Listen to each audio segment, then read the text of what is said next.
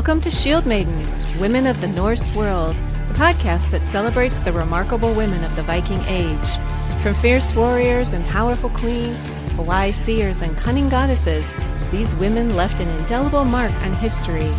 Join authors Johanna and K.S. each month as we explore the stories, achievements, and impact of Norse women. Welcome to Shield Maidens, Women of the Norse World. This is episode 7, in which Johanna and I discuss the Norse beliefs in the undead. It's October, and what better time to share the stories of creatures that scared even the most strapping Viking warrior. So grab a warm drink and settle in as we relate the tales of the Norse creatures of the night. I'm K.S. Barton. I'm the author of the Norse Family Trilogy, a story in which a young Viking woman and a Viking warrior are caught in a deadly blood feud between two families. I also have a short story, Fury of the Cursed Ship, in the anthology Hauntings, put out by the Historical Writers Forum.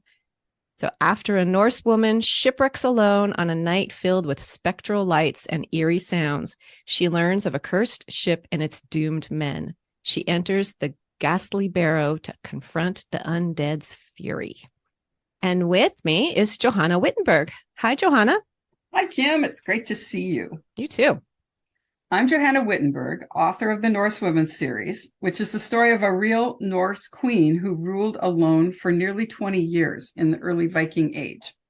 And one of my books, The Queen in the Mound, is actually about an undead, which we'll get into shortly. She's a hagbui. And Kim will tell us about them. Yes, we will get to all of the fun undead creatures. So we have witches, skeletons, zombies, scary creatures in the dark. We humans love to be scared, and the Norse people were no exception. They told stories of some very spooky creatures. Living in the far north, where it was bitterly cold and dark for many months of the year, seems to have lent itself to inventing terrifying creatures who come out at night. The two undead mentioned the most in the Norse stories are the draugr, which means drag, and the afturganger, which means after walker. Ooh. I know, I love that term. It's such a perfect term. Although these terms are often interchangeable, they both refer to these horrible undead men who terrorize the area surrounding their burial grounds. So if you're familiar with the Lord of the Rings movies, think of the Uruk-hai, the big, not the little goblins, but the big ones. And you'll have a good idea of what a draugr might have looked like. These undead were often called ghosts in the old stories, even though they are more like zombies. They're animated corpses with corporeal bodies. But unlike many zombies in modern stories, the Norse afterwalkers kept their intelligence after they were dead. That makes them even more scary. I know. So the draugr did not come back as like regular human men. They were enormous, bloated, heavy creatures. They were very difficult to kill, and even when dead, had to be disposed of with great care. So the people of the Norse world were justifiably terrified of these creatures. So, and in addition to being massive, the draugr were also incredibly mean and violent. They were often, usually mean and violent men in their lives. So it's no surprise that they're mean and violent after they're dead. And often that's mentioned, they worried about what he'd be like after he died. Right. Yeah. I think every single story, the one who becomes a draugr is a horrible man. Yes. Yeah. And it just, one which we'll mention later. I mean, it seems fitting that there are no friendly ghosts in the Norse world. Yeah. And the Norse also believed in the barrow-dwellers, or the hagbui, as Johanna mentioned, and that literally means barrow-dweller. And unlike the draugr, the hagbui could not leave their barrow, so they were less of a threat to the people and the livestock in the area. And since oftentimes they were an ancestor. Right. And since they couldn't leave the burial mound, the hagbui would only attack if a person trespassed on its barrow. So I'm sure the locals knew to leave those particular barrows alone. But, an unsuspecting visitor, they might be out of luck. And this reminds me of the beginning of the Fellowship of the Ring of Tolkien's book, when Frodo and the other hobbits enter into the barrow and they engage with the barrow wights who almost killed them. It's left out of the movies, but it's in the books. Well, and as we've said before, Tolkien took a lot of things from the Norse sagas. Yeah, he really did. And in the Heimskringla, there is a king mentioned named King Herlog, who went into the mound with 11 of his sworn men rather than submit to Harold Fairhair. And they think that they've actually found that mound because it was the location and everything else was mentioned there. And so he went in and supposedly never came out. But you talk about the draugr, and they were always really, really hungry. So it makes you wonder. Anyway, maybe they were in the mound and they got really hungry and they broke out and they were really dead. And the 12 men in the barrow mound. Yes, it also reminds me of Hervor's story. And the 11 brothers, her father and her 11 brothers. Well, you said you were going to say that draugr they roamed. Yes, they roam. They mostly stay around their barrow and maybe the farmstead where they were alive, but they were known to roam and they just caused havoc everywhere they went and to everyone. They were awful. And we have some very entertaining tales about these draugr, especially. So the Vikings didn't celebrate Halloween or the Celtic Samhain holiday, but they did have an important festival this time of year. It was called Vetrarnatur. I'm sure I'm butchering the pronunciation, but it means winter nights. And there's not a lot of information about it in the primary sources, but what we can distill from what we have is a fascinating picture. So the Norse calendar was based on a lunar system rather than the solar system that we use now. So they had 2 seasons, summer and winter. Spring and fall weren't really considered seasons. The months were and still are called monad or moons. And that's where our word month comes from as well. And the month lasted basically from one moon to the next. Now, we don't know if it's one full moon or one new moon. It's hard to say. But winter began sometime in October, and it's considered the middle of October, the 14th of October, but very likely it was whenever the full moon happened. And this first month of winter was known as Gormanadur, which is slaughter month. And this is when the animals who would not be overwintered were killed and their meat was preserved. And of course, they had great feasts. So winter nights took place over the first 3 days of this month when rituals were performed, like the Alfablot, which is a sacrifice to the Alfor, and the spirits, which are the spirits of the male ancestors. And Frey was the god of peace and plenty. And as his name implies, he was the Lord of the Alfa, because Freyr means Lord. And he was honored with the sacrifice of the Alfablot. And then there was also the sacrifice to the Disir. We've talked about them before. They're the spirits of the female ancestors, and they provided protection to their families. So Freyr's twin sister Freya, whose name means lady, probably ruled over the Disir. And Freya is also referred to as Vanadis, so the Dis of the Vanir, which is her tribe of gods that she comes from. So primary sources talk about these blots or sacrifices taking place in different seasons. So they may have been held more than once a year. It's very likely. So there's no evidence that the Vikings dressed up in costumes for winter nights.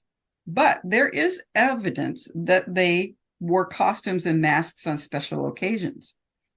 In Norway, the Oseberg tapestry portrays several examples of people wearing animal costumes, and it looks like they're in some kind of a ceremony.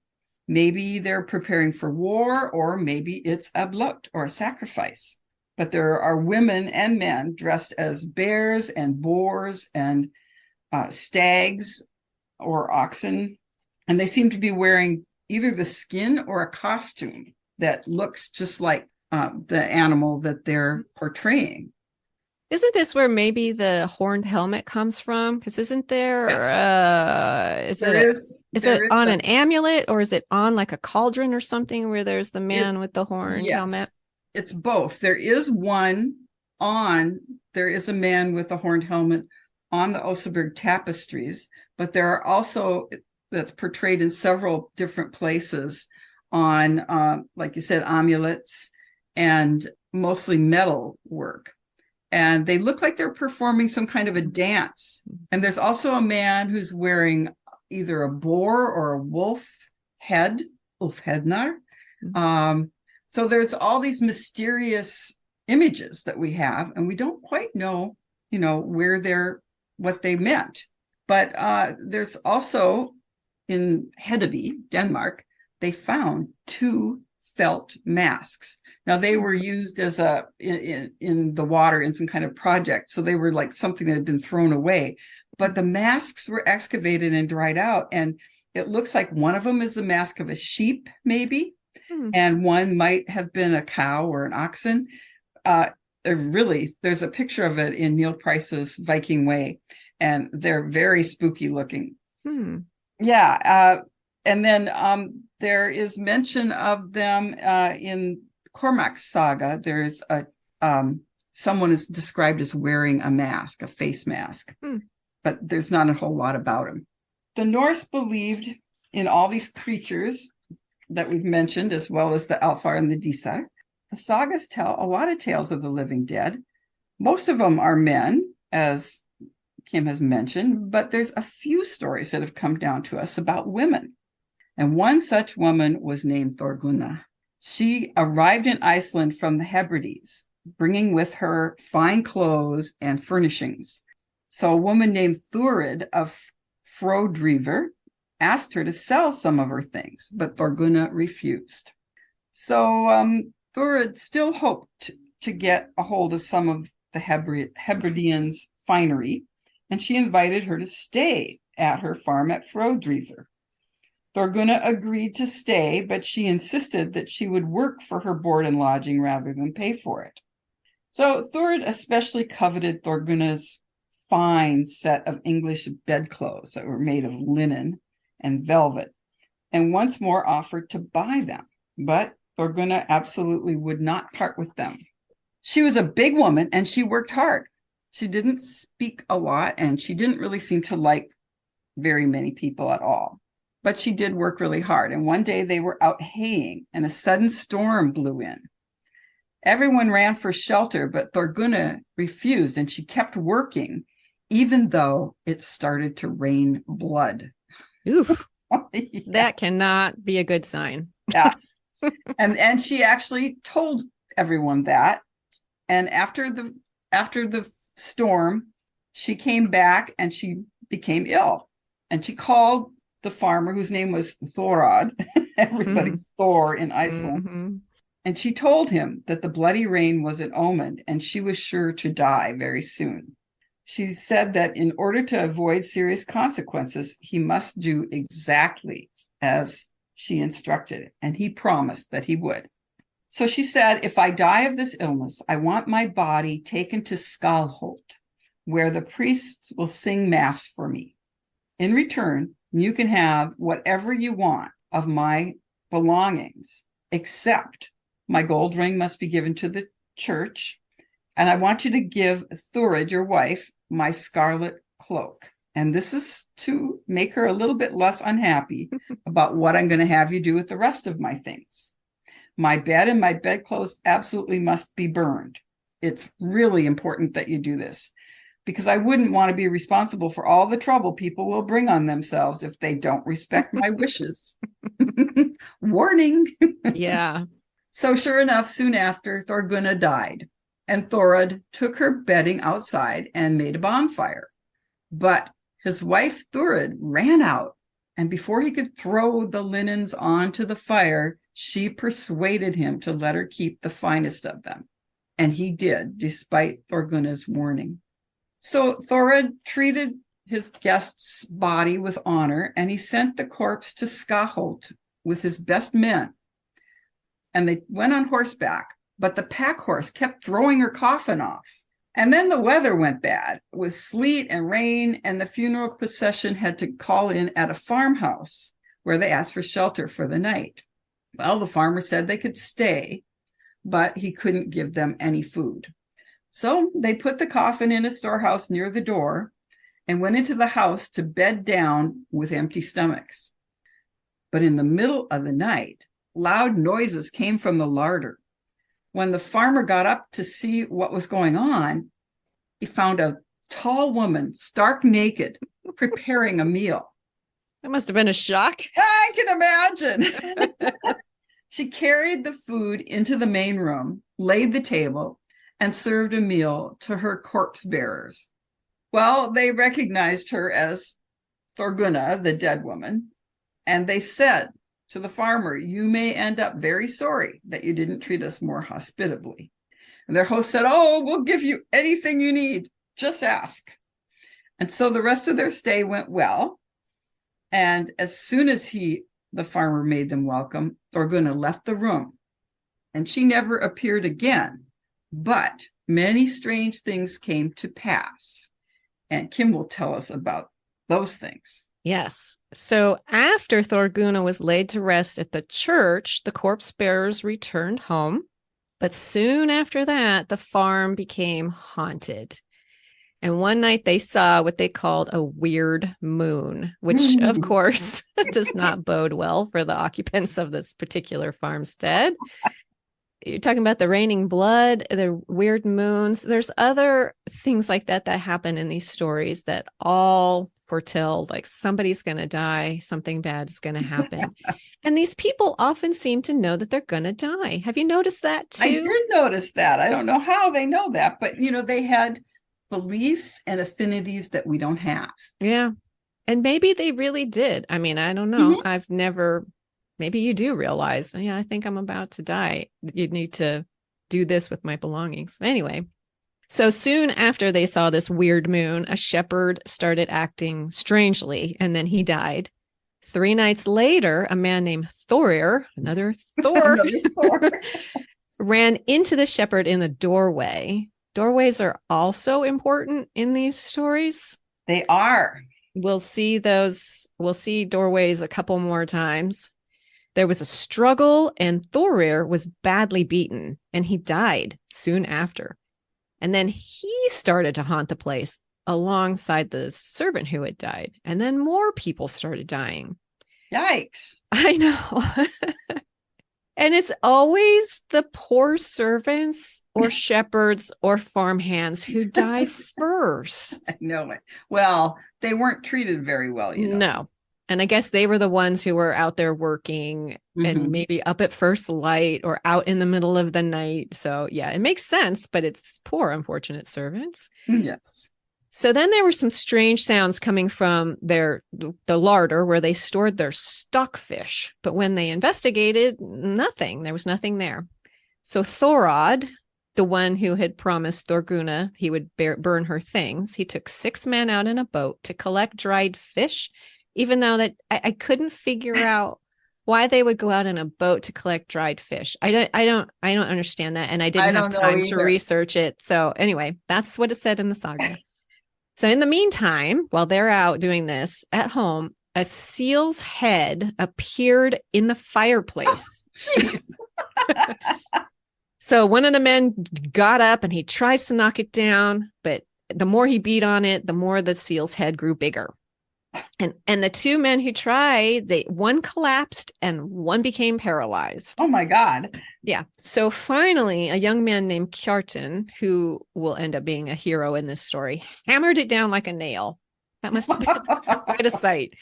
Whack-a-mole. Yeah, exactly. So when Thorod's ship returned with the dried fish, but no men. Oh my gosh. So the people of the farm arranged a funeral feast, and in the middle of the feast, the drowned corpses showed up, and they were like dripping wet, and they were squelching as they walked, and they walked right up to the fire. And at first, the householders thought it was okay because people believed that maybe that the sea god had welcomed them. But then the next night, more drowned men showed up. And then this kept happening more and more as more drowned corpses showed up, finally driving all the living people out of their space. They didn't have any food. They didn't have any warmth. So people kept dying, and then more corpses kept showing up. And it was just like this vicious circle. And the place was at risk of being abandoned because of these hauntings. So finally, young Kjartan finds a priest. And this is just after Iceland had converted. And he and the priest do some kind of ritual. They don't really explain it. And then they did what they should have done all along. They burned Thorgunna's bed and all her bed clothes. So, and then they spoke to the dead men, and who eventually left him alone. Goodness. But this story just goes to show that you just don't disrespect a dying woman's wishes. She said, burn this stuff, or you'll be sorry. Or you'll be sorry. And they were. And they were sorry. Boy, were they sorry. I don't know how many people died because of Thor, including Thorod. So, right. Yes. And so that's finally the end of Thorgunna's story, when they finally did as she asked and burned her things. Yes. But the Vikings weren't the only ones who believed in this. Yes. There's a tale from the Heimskringla, which is Snorri Sturluson's Stories of the Kings. It may be argued that this is the forerunner of the fairy tale Snow White. Oh. It's kind of a gruesome forerunner. So the Sami, or Finns, as the Vikings called them in the sagas, they lived far in the north, and they were known to be adept at magic. King Harald Fairhair had many, many wives throughout his life. But when he was an old man, his favorite wife was Snæfríð, and she was the daughter of a Sami king. He loved her so witlessly that some say she had laid a spell on Harald Fairhair. And this might be true, because after she died, her body did not decay. And the king sat by her side day after day, waiting for her to come back to life. He wouldn't let anybody take her corpse away or touch it. And this went on for 3 years. That's some devotion. Yes, yes. And there's some belief that maybe he was still under her spell even after she died. Finally, his advisor suggested that they change her garments, because it was disrespectful to have her laying in the same clothes day after day, year after year. And so Harald Fairhair agreed to let them change her clothes. But as soon as her body was raised, there rose a stink so rotten and foul, and the body turned blue, which is typical of corpses, are either blue or black. And worms and snakes and frogs crawled out of her body. Yes. Yeah. The spell was broken, and the king finally agreed to have her corpse burned. Well, I should hope so. Jeez, that's horrifying. Well, you can certainly see where Snow White might have come from that. This is more of a Viking age tale. Well, hey, those original Grimm fairy tales are pretty grim. Pretty grim, yeah, exactly. So there's another tale of a Sami princess, and it's called The Finn King's Daughter. And this one's a little less known, and it was kind of hard for me to track it down. I finally had to order this old book that had been out of print for decades to find the actual story. So the story opens telling us about a Finn king, or a Sami king, whose only child was a daughter, and he loved her more than anything. Well, this is a fairy tale, and as you'll see later, I would amend it to say he valued her more than anything, not so much loved her, because wait till you hear what he does with her. The daughter was growing into a young woman when the Finn king was obliged to go away to the wars, but he didn't want to leave his daughter behind because she had shown a bit too much interest in a serving boy. That's an old tale. This kind of tells you that he values her rather than loves her, because he needed her to make a marriage alliance with another royalty, member of the royalty, not a serving boy. So to solve this problem, the king buried his daughter alive in a mound. Oh my gosh. Yes, alive in a mound. What?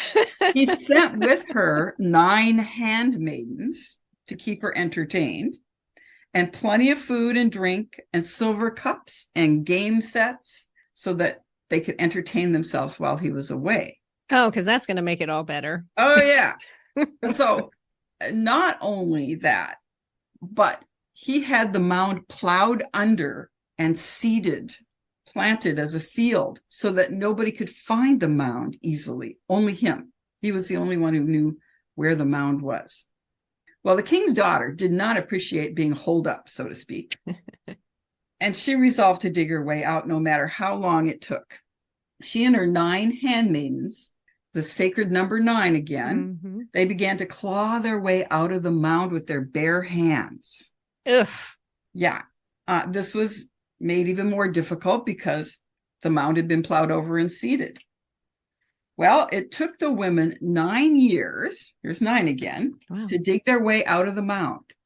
And 1 handmaiden died each year until all the handmaidens had died. And in the 9th year, the king's daughter finally emerged alone from the mound to find the world was much changed. That's a great visual of climbing up out of the mound. Talk about how buoys and draugr. Yeah. Ugh. Well, she must have looked a sight. Right. And she wandered around in the forest, not really knowing exactly where she was because the landscape had changed so much since her father had had everything plowed over. But she was finally taken in by some charcoal burners. So charcoal burners are very lowly people who live in the forest and burn charcoal. That's their livelihood. But they're kind of outcasts of society. And during the 9 years, though, the serving lad that she had a crush on had proven to be a prince in disguise. Oh, how convenient. Yes, how convenient. Her father had come back from the wars and he blessed their marriage. And then he sent men out to dig up his daughter, but they couldn't find the mound. And before they could make any progress, the king had up and died. Well, the former serving boy had no rivals for the throne. All he needed was to find the princess and marry her to become king. But in 9 years, the plowed over mound had vanished. And even though the king's men had been looking high and low, they could find no sign of the princess or the mound. Meanwhile, a troll woman, which is kind of a more modern term for a sorceress of some kind, a magical woman, she appeared from the woods and she claimed to be the missing princess. Well, 9 years had passed. There's no way to know what she looked like. And the father wasn't there anymore. He was dead. So the serving boy, who was none too happy to wed this woman, decided he'd better marry her because he needed to marry the princess to claim the kingdom. So they accepted her as the princess, and the preparations for the wedding commenced. Meanwhile, the real princess finally found her way back home. But of course, nobody recognized her after 9 years buried in the mound. Yeah. And, they'd already accepted the imposter as being her. So how could she possibly prove her identity? Well, she hired on as a serving maid and bided her time. And meanwhile, during this servitude, she performed amazing feats of weaving, horsemanship, and, of course, embroidery that only a king's daughter would be able to do. Well, the imposter was not able to accomplish any of these things. And she kept asking for the princess's help, the real princess's help to do these things. So the real princess helped her. Don't ask me why, but she did. But the prince did discover this. He realized very early on who the real princess was. But how were they going to prove it? Because everyone had already accepted this imposter, and it was her word against hers. He went through with the wedding to the troll woman, which of course made him the king. But on their wedding night, he refused to come to bed because, of course, he'd fallen in love with the real princess. Meanwhile, the real princess entered the bedchamber And through various things that are kind of unbelievable that I won't really go into, but they put some tests to her and they finally made her confess. And once she confessed, of course, they put her to a horrible death. And the real prince and princess got married and lived happily ever after. Oh, yay. Yeah, Another so happily ever. We found 2 happily ever after stories. How it lovely. makes me wonder, though, whether those happily ever afters were tacked on later. Yeah, maybe. I don't know. That's a pretty gruesome story. Kind of deserves a happily ever after for It's the true. poor princess. Does she even have a name? No. No. No, there's no name. And I found the only source I could find was, like I said, this old collection of fairy tales, of Norwegian fairy tales. And it's only in one place. I found it mentioned in a more modern book, but then I had to go and find this old book to actually get the story. Well, there's another woman who was involved in the supernatural and spooky things and the grave, and that's Hervor, who is our most favorite shield maiden, and she and her cursed sword Tyrfing are legendary. So there's a lot more known about her, and that's an ancient tale as well. We've mentioned her in previous episodes. Her father was the famous warrior Angantyr, and he and his 11 brothers again, they were killed before she was born, and they were buried on a haunted island. So Hervor grew up not knowing of her ancestry, but she was a tomboy, and she refused to do needlework. She competed with the boys in martial arts, and she dressed as a boy, and she grew up to be the commander of a fleet of ships. Well, somehow she learned that her father had been buried with a magical sword named Tyrfing, and she vowed to go find her father's burial mound and claim this sword. Well, she sailed with her fleet to the haunted island, but her crew were afraid because there were these burial mounds with supernatural fire and thunder coming out of the mounds. So Hervor went ashore alone, and she found her father's grave. It was shining with fire, and she summoned him and his 11 brothers. When her father finally answered, she demanded the sword Tyrfing as her rightful inheritance, which it technically was. Angantyr, though, tried to dissuade her. In fact, he really pissed her off because he called her a little maid. She did not like that. Oh, they had a long conversation. They had a long tried poem. Hard to dissuade her. He really did. But she was very stubborn, and she would not relent. So finally, the mound split open, and in its center, a fire blazed, and her father finally appeared, or at least his draugr. And he warned her that the sword would bring death to their whole clan if she wielded it. But she was determined. Finally, the sword was cast from the mound, and she seized it and bade her kinsmen farewell. She returned to the shore, only to find that all her ships were gone. They'd fled in fear of the fire and thunder. But she does manage to get back to civilization eventually. And indeed, it's true that Tyrfing, the sword, created havoc in her life and the lives of her heirs. But that's another story. I wonder if in that time period, I mean, I've been to Birka Island, and there were burial mounds all over that place. And I wonder what, like, Sweden and Denmark must have, and maybe even Norway too. They must have just been littered with burial mounds. They were. And, the farmers later, the Christian farmers much later, they plowed a lot of them under. Sure, they would have to. But if you go to Bore in Norway and all along that coast in Vestfold, you'll see there's burial mounds, and there's the evidence of burial mounds. Even after they've been plowed over, the LiDAR can still portray them. And a lot of what was buried in them is still there. Yeah. So some of them they're excavating, but an awful lot of them they're just doing the LiDAR to see what's there. So yeah, the whole Scandinavian landscape was just littered with burial mounds. Yeah.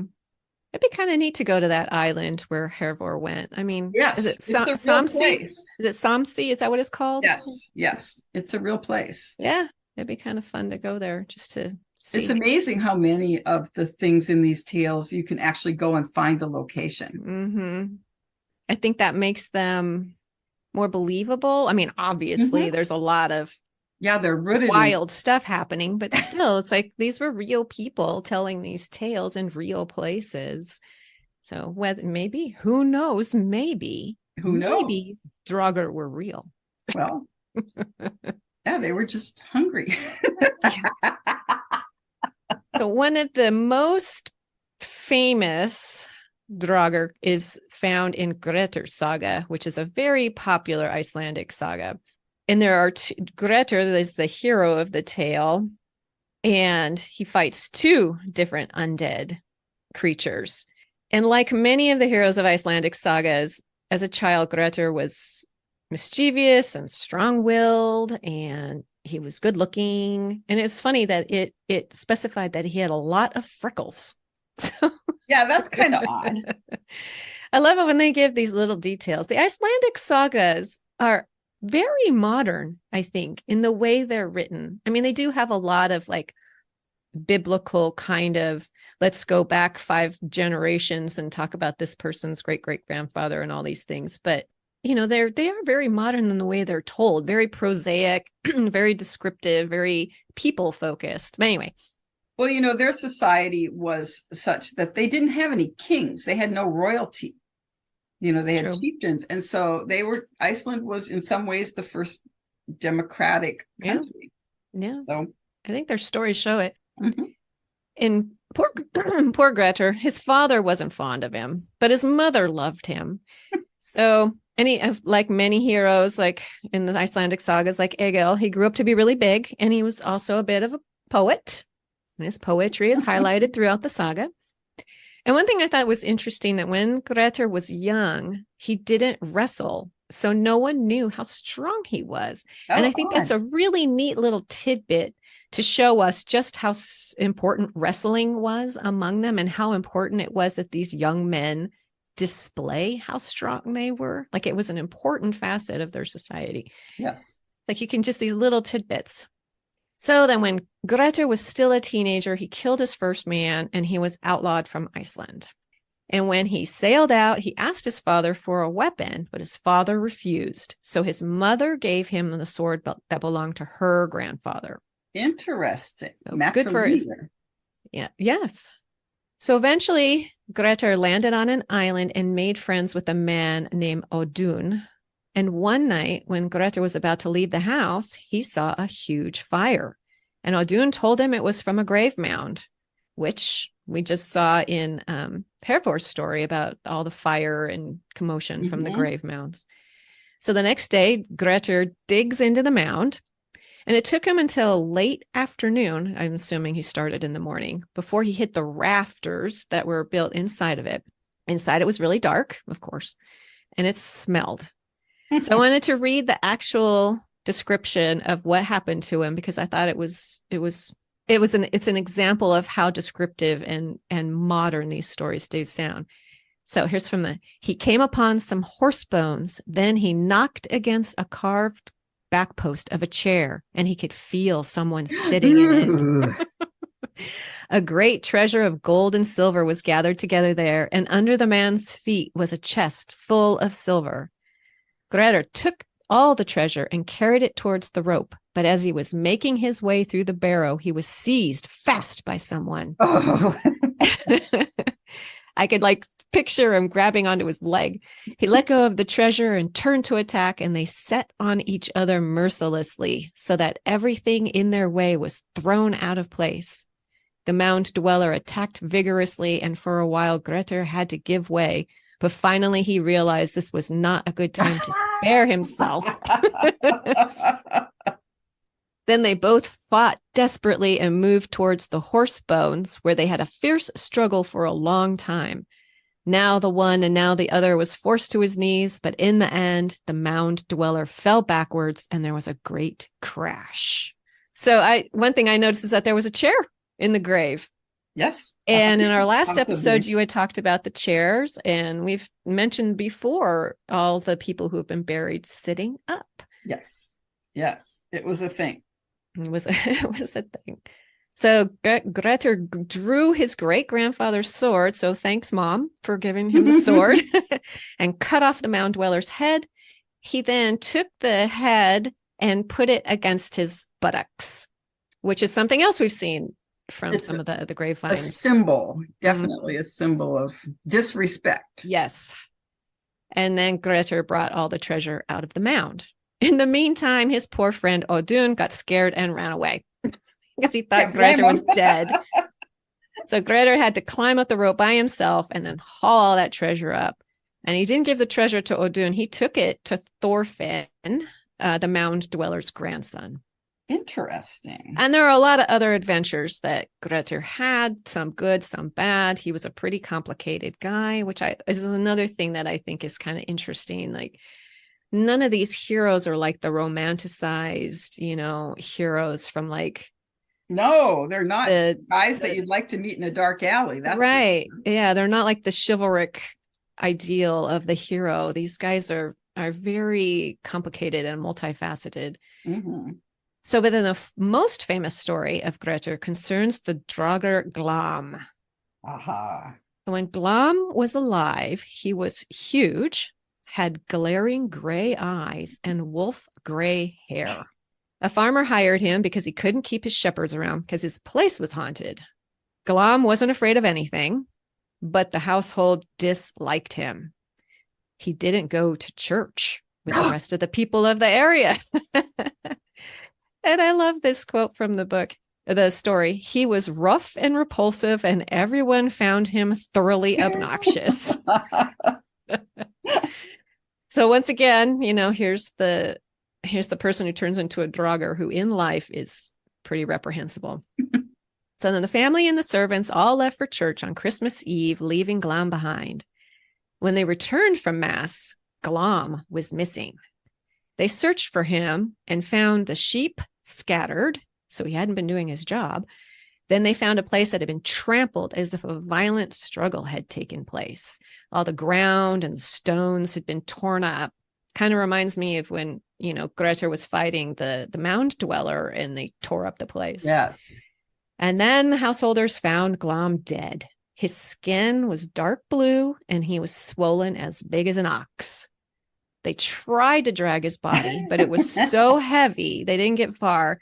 They tried 2 more times, but they just gave up and buried him where he was. Wow. But of course, being cantankerous in life, Glam did not rest quietly in death.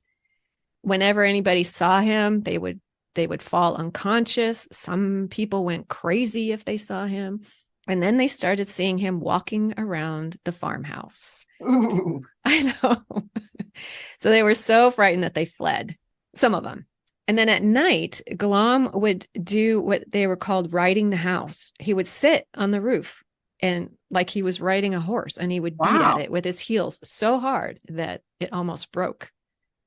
But then he started walking around day and night, and no one would go near the area where he was. Understandably. Yes. And then when summer hit, the hauntings diminished and they could start farming again.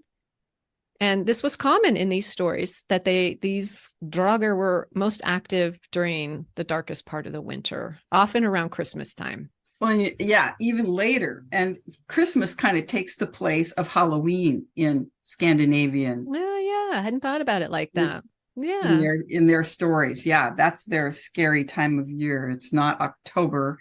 It's more closer to December. Yeah, you're right. I guess because that's the darkest part of the year. It's just exactly how much light do they even have around? Some places this winter solstice, none, couple hours, 3, yeah. Yeah, even maybe just have twilight. Yep. Yeah, a scary time of year. Yeah, it's not something I can relate to. It's living here in the South. No.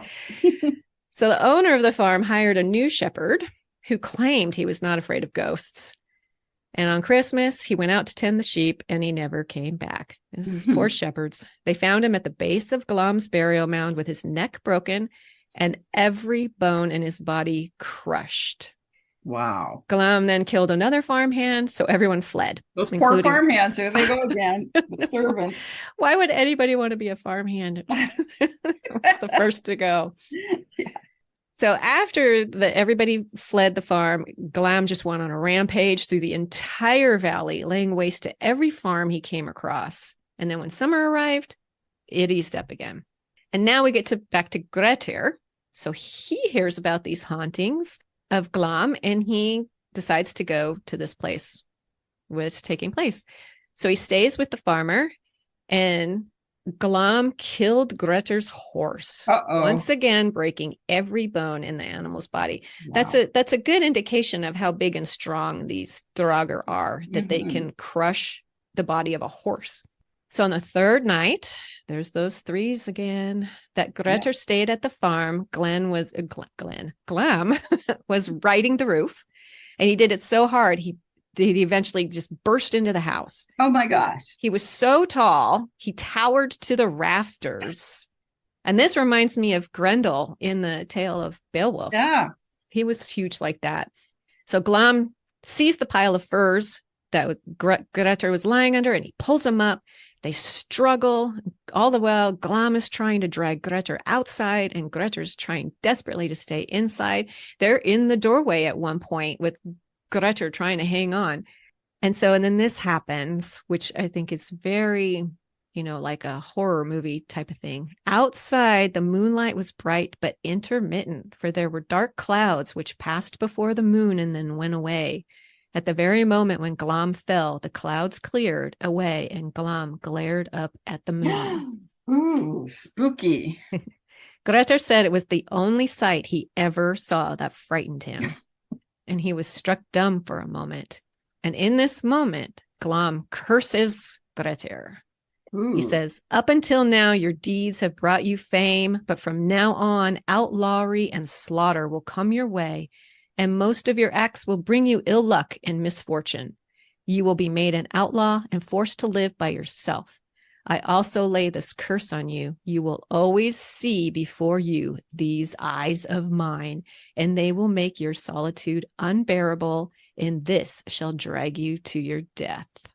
Wow, what a curse. Isn't that a good curse? Oh.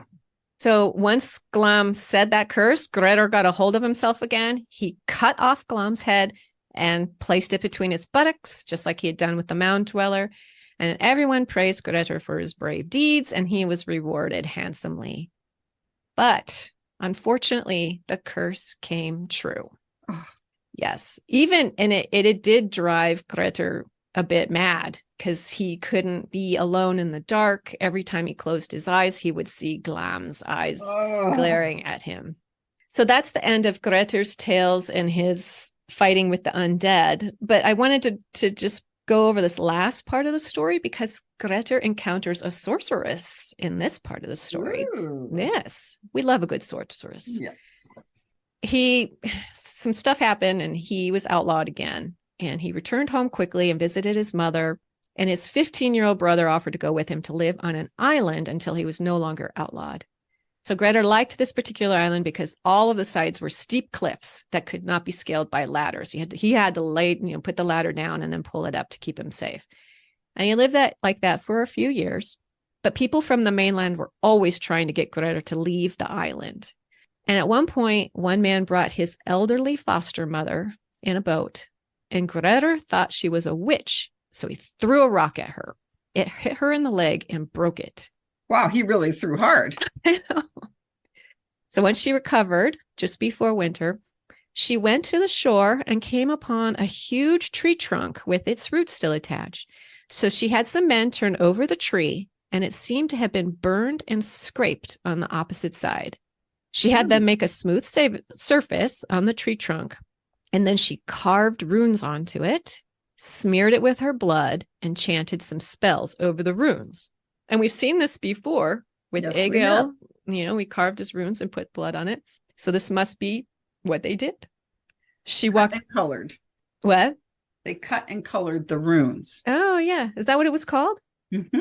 Oh, that's interesting. I hadn't heard that. I like that. So then she walked backward around the trunk, counterclockwise and chanted powerful charms.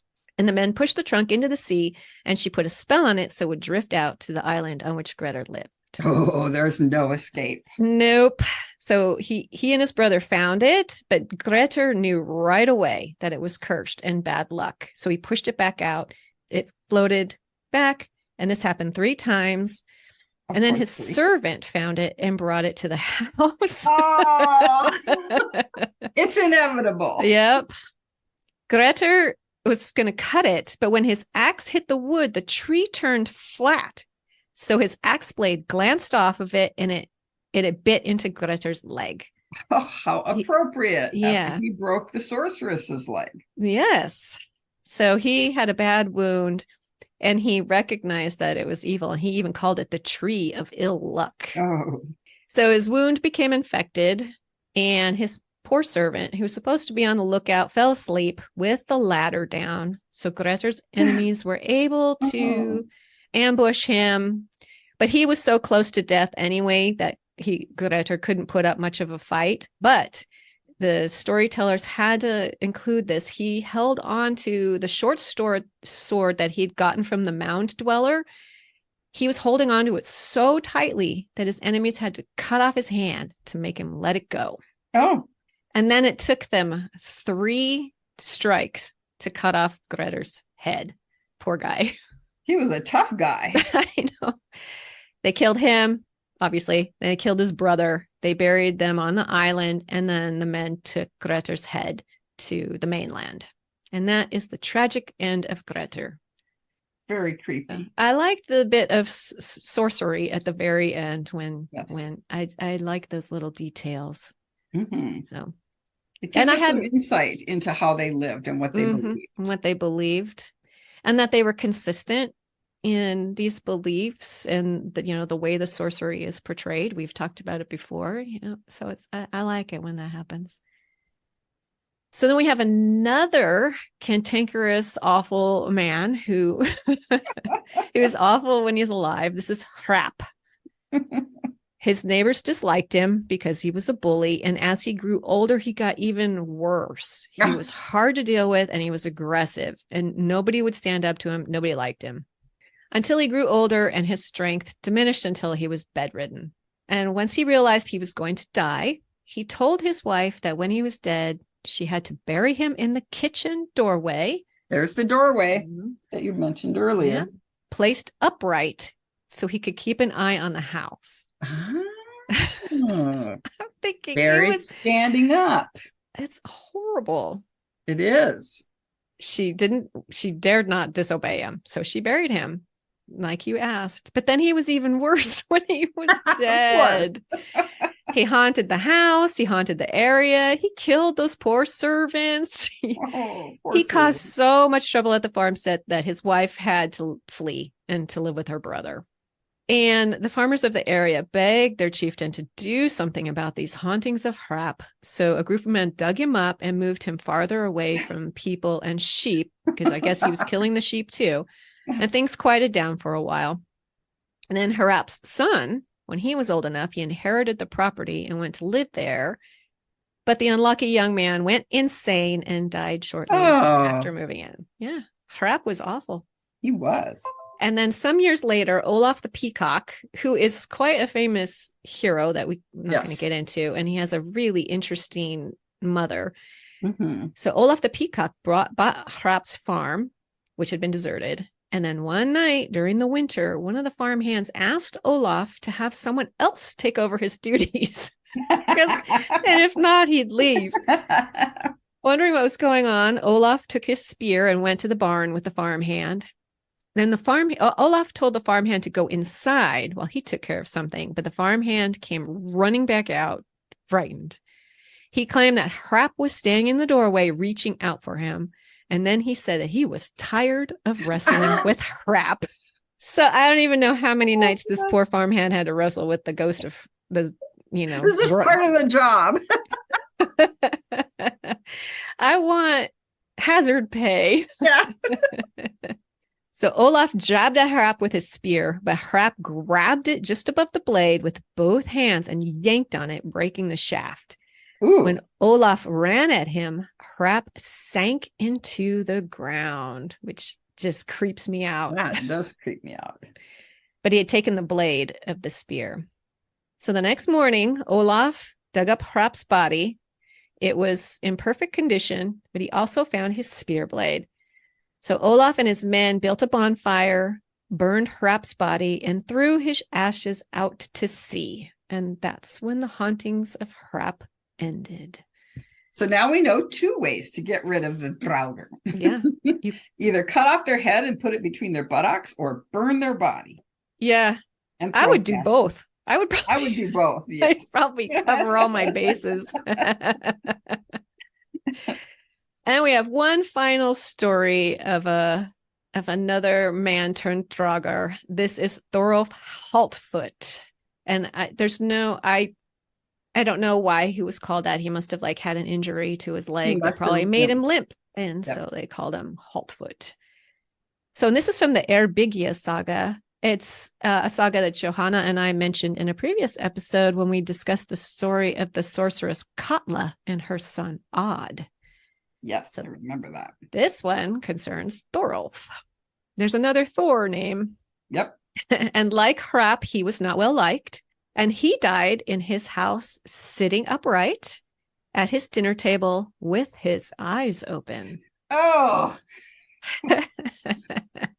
that's a bad sign. Yeah. His son, Arnkel, threw clothes over his head and dragged his body out through a hole in the wall. And we've also talked about before about how the Norse people did not remove their dead through the front door. Carrying them out through that hole would confuse them. Right. So they couldn't find their way back in the house. Well, and considering how awful they are, I don't blame them for not wanting to do everything they could to keep him out of the house. So Thorolf was already heavy, even when they did this, and they buried him in a mound with his goods. And then one man watched over the mound for 3 nights, but nothing happened. And then over time, the cattle that went near the mound became insane or troll-ridden. Oh. Or they'd be found dead. Birds that flew too close to the mound died. And I just love that visual of birds flying over and then just dropping out of the sky. Yeah. It's such like a horror movie thing. And then one morning, the household found the shepherd and all of the sheep dead. Every bone in his body was broken, and he was called... As per the last guy. Yep. And he was what they called hell blue. So his skin was... So this undead Thorolf went to his house to visit his wife. And from what I understand, it was a carnal visit. So how horrifying would that be? This happened regularly and it drove her insane and she eventually died. Wow. Yeah. And then they just gloss over it. It's like, oh, can we dig deeper into these poor women? Anyway, maybe it's just too tragic. So some of the men that Thorolf killed became draugr too and were seen walking with him. Ooh. And this ability to turn undead, of the undead to turn people into undead, makes me think they're maybe they're like vampires or something too. So they're like bit like a zombie and a bit like a vampire, a bit just like a mean old man. So this just got to be too much for Arnkel, and he dug up Thorolf's body. He had not decomposed. He was huge and bloated, like usual. So the men hooked up the body to steers and dragged it further inland, but the steers ran off, and it was implied that they went insane. Arnkel and his men couldn't move the body, so they just buried him where he'd fallen and built a wall around the mound. Wow. Yeah. It was kind of like they just get too heavy. They just have to leave them there. Yeah. And Thorolf didn't bother anyone for a while. After Arnkel died, an old family enemy, Thorod, and this is a different Thorod, dug up the body. The body was still not decomposed and still big. This time they put levers under him and rolled the body to the beach. Oh my gosh. I know. They burned it, but it took a really long time for the body to catch on fire. Once burnt, they threw the ashes into the sea. But some of the ash blew back and stuck on a stone. Uh-oh. Thorod's cow licked the rock. No.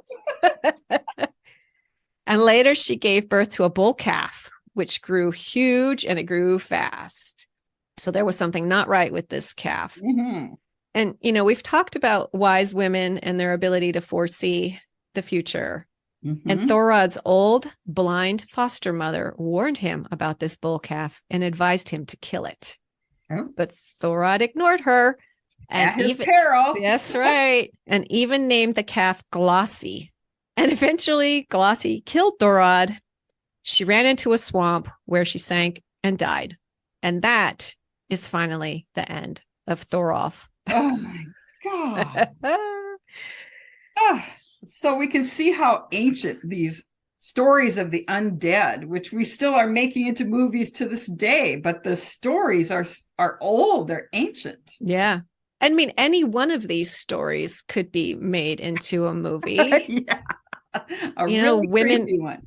Women haunting and making dinner, and you've got these draugr running around killing everyone, riding the house. They're so big they can't be buried. Oh, it's just animals going crazy, people going crazy, and yeah, it's some good stuff. But yeah, and I as I was reading through and researching these stories, I kept thinking, why? Because that's always my thought. Why are the draugr this way? Why are they so afraid of, is it?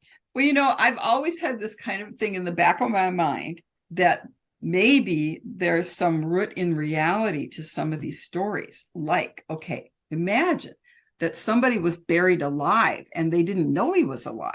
That did happen. It happened. That's why they, anyway, it happened throughout history. They couldn't tell for sure if somebody was dead or not, and they buried him. Well, okay, so say this guy lays in the mound or his burial for, a few days or a week, and all of a sudden he wakes up, comes back to life, and he's buried alive. He's mad. He's mad and he's hungry. Yeah. Well, because they often in these sagas, they mention that the draugr tend to have unnatural hunger.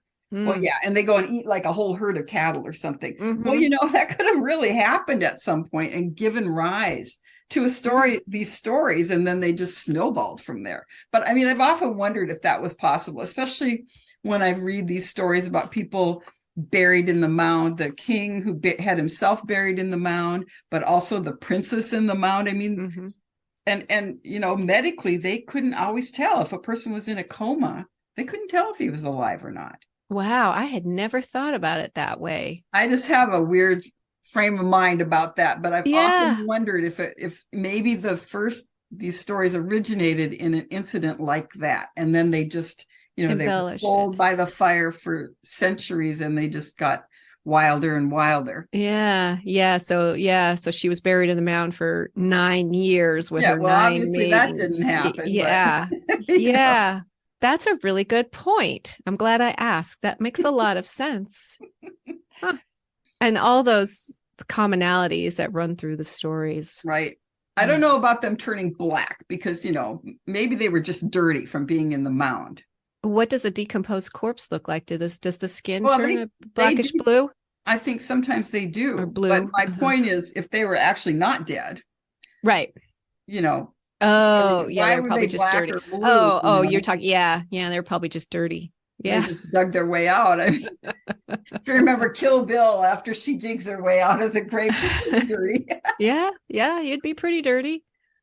That's a good point. Anyway, it's possible, that's where these ideas came from originally. Yeah. Well, that was fun. Yeah. I hope everybody gets a good night's sleep after listening to these stories.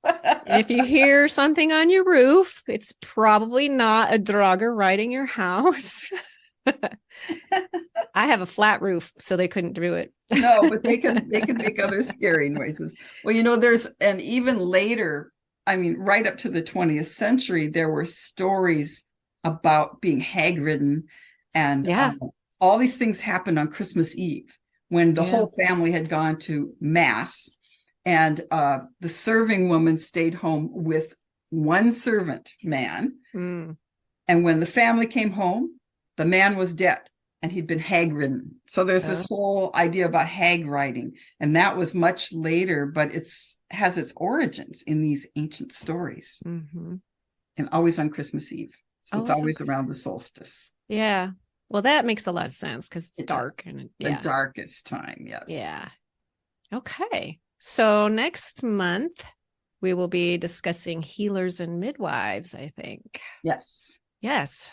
Unfortunately, they couldn't heal these or do anything about these undead creatures. Now you just had to hack off their heads and oh my God. Yeah. their buttocks.